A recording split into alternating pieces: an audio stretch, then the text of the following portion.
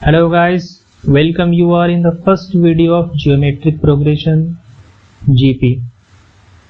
guys जैसा कि पहले अरिथमेटिक प्रोग्रेशन में हमने पढ़ा कि क्या होता है, कैसे nth टर्म निकालते हैं, कैसे सम फाइंड आउट करते हैं, उसी तरीके से आज हम यहाँ पे देखेंगे कि जियोमेट्रिक प्रोग्रेशन यानी जीपी सीरीज क्या होती है और कैसे इसमें nth टर्म को फाइंड आउट किया जाता है। फिर उसके बाद हम देखेंगे कि कैसे सम निकाला जाता है जीपी सीरीज का। तो चलिए दोस्तों शुरू करते हैं हम आज की अपनी वीडियो। गाइस हमने क्या देखा था कि एपी सीरीज में अगर कोई फर्स्ट टर्म ए होता था तो उसमें उसका जो नेक्स्ट टर्म होता था उसमें एक फिक्स्ड वैल्यू ऐड कर दी जाती थी। जैसे फर्स्ट टर्म ए है तो उसके बाद वाले में डी ऐड कर दिया, उसके बाद वाले में एक और डी ऐड कर दिया, 2d हो गया, और उसके बाद फोर्थ टर्म में एक और डी ऐड कर दिया तो ये 3d हो गया प्लस 3d।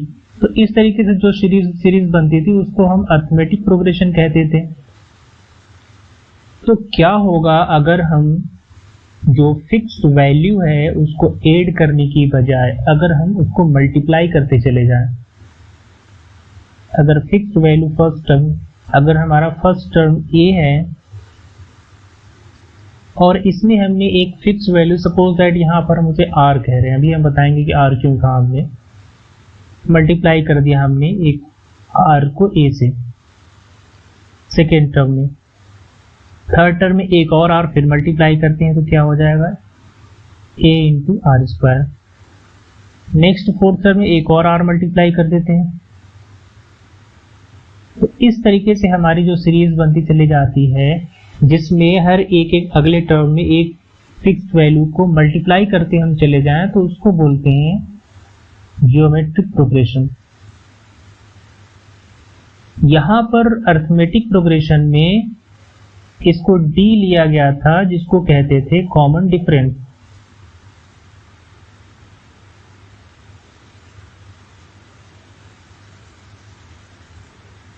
तो इस डिफरेंस, इस डी वर्ड से यहाँ पर ये डी यूज किया जा रहा था।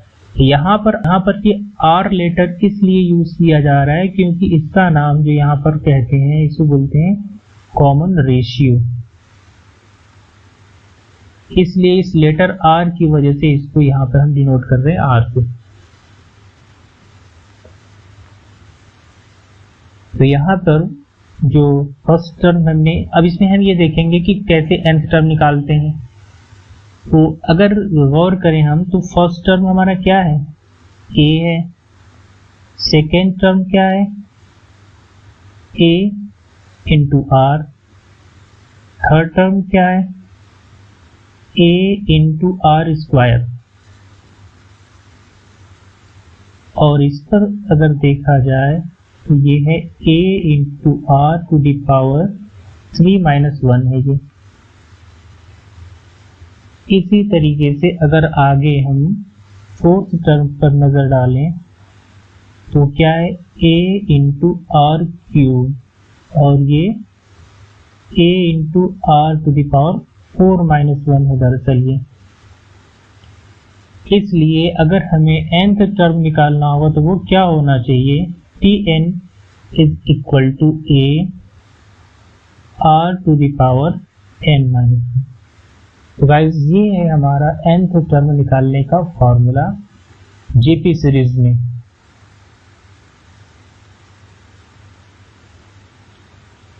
इसकी मदद से अगर हमें कोई भी सीरीज दिया गया हो और उसमें कोई टर्म निकालना हो जीपी का तो हम आसानी से निकाल सकते हैं। तो गाइस एक न्यूमेरिकल किया जाए इस पे, फिर चलिए देखते हैं।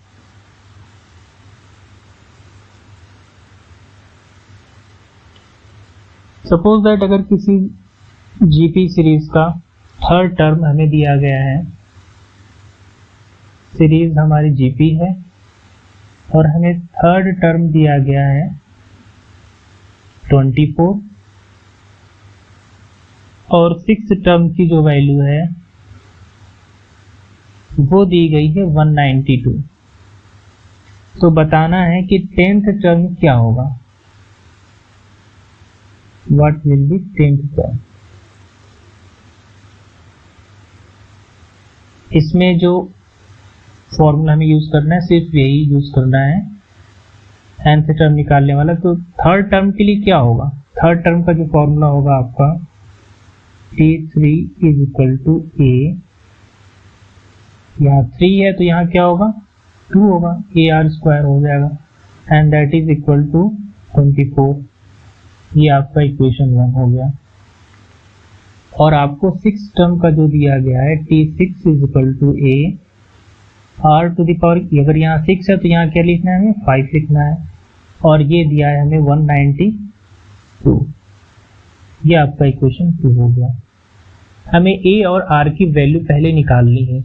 इसके लिए हमें आसानी ये है कि अगर हम इक्वेशन 2 को डिवाइड करें इक्वेशन 1 से, डिवाइड करें हम इक्वेशन 2 को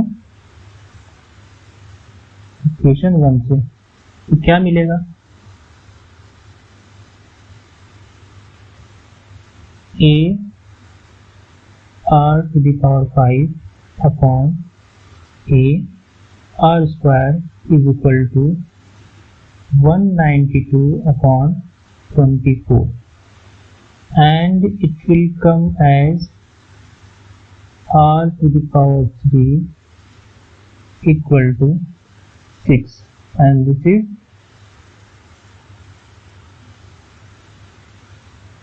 this is 8 and you will get R as equal to 2। अब अभी हमने कॉमन रेशियो फाइंड आउट कर लिया R, अभी हमें फर्स्ट टर्म निकालना है।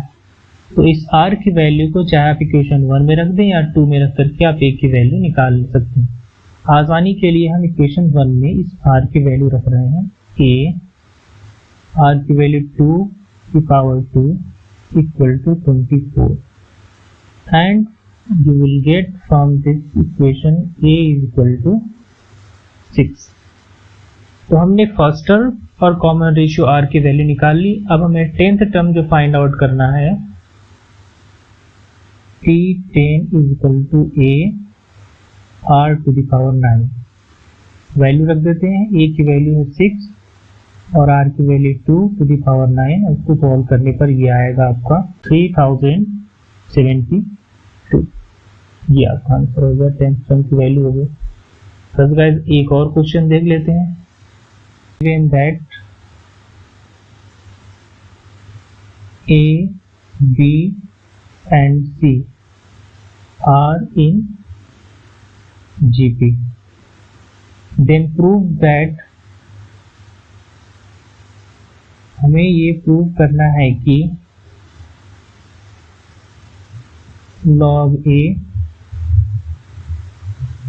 log B and log C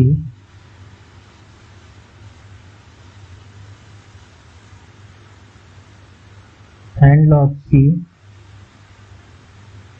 are in A। ये हमें प्रूव करना है। तो जो चीज दी गई है हमें वहीं से शुरुआत करते हैं। क्वेश्चन यही कह रहा है कि A, B and C are in GP, यानी ये ज्योमेट्रिक प्रोग्रेशन में है। तो अगर ये ज्योमेट्रिक प्रोग्रेशन में है तो हम B को A से डिवाइड करेंगे तो वही वैल्यू आएगी, यानी B को A से डिवाइड करेंगे तो ये क्या हुआ, ये हमारा कॉमन रेशियो आएगा। और C को अगर हम B से डिवाइड करेंगे तो वो भी हमारा कॉमन रेशियो आएगा, ये मिलेगा हमें। अब हम दोनों तरफ का लॉग लेते हैं। Take log both side. Log लेंगे हम, log B upon A is equal to log C upon B। और आपको ये पता है कि log B अपॉन A को हम और क्या कैसे लिख सकते हैं, it could be written as log B minus log A। इसी तरीके से इधर log C minus log B। ये तो log का अपना रूल है, इस तरीके से हम इसको चेंज कर सकते हैं। तो अब यहाँ पर देखिए कि log B में से log A को सब्सट्रैक्ट करने पर वही आ रहा है जैसा कि log c में से log b को सब्सट्रैक्ट करने पर। इससे ये पता चलता है कि log a and log b and log c ये तीनों कैसे हैं? ये तीनों अरिथमेटिक प्रोग्रेशन में है पी सीरीज में, तभी तो log b में से log a को माइनस किया, तो वही कॉमन डिफरेंस हुआ जो log c में से log b को माइनस करने को मिल रहा है। इससे ये प्रूव हो गया कि ये तीनों आपस में एपी में है। तो गाइस देखा हमने ये दो क्वेश्चन को। आज के लिए बस इतना ही। नेक्स्ट वीडियो में गाइस हम देखेंगे कैसे ज्योमेट्रिक प्रोग्रेशन अगर कोई दिया हुआ है तो उसमें सम कैसे निकाला जाता है। So guys, please keep on watching and subscribe our channel. Thank you.